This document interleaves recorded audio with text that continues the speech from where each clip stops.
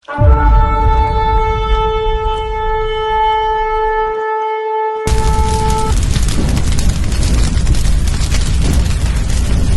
பரிசுத்தம் மையப்படுவதாக.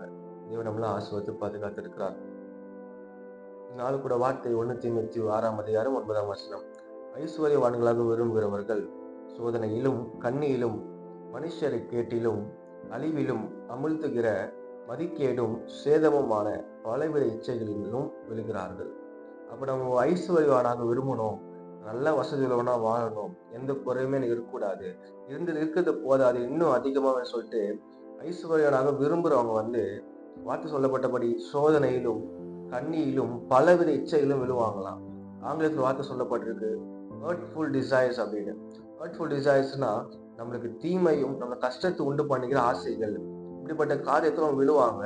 ஏன்னா அவங்க ஐஸ்வர்யனாக விரும்பணும்னு சொல்லி ஆசைப்படுறாங்க. அது ஆபத்துக்காக என்ன வேணா அவங்க செய்யறாங்க, என்னோட பாவம் செய்வோம் அந்த பாவத்தெல்லாம் அவங்க செய்யறாங்க.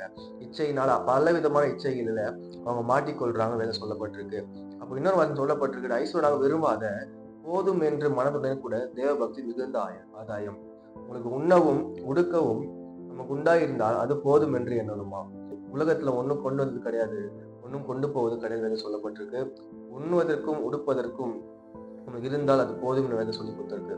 அதனால ஐஸ்வர்யனாக விரும்பணும், நீ இருக்கிறது பத்தாது, இன்னும் அதிகமா நான் வாழணும், இன்னும் அதிகமா எனக்கு சேர்த்து வைக்கணும்னு சொல்லிட்டீங்கன்னா அடுத்து சொல்றாரு, ஆகத்துக்கு விரும்பாதீங்க.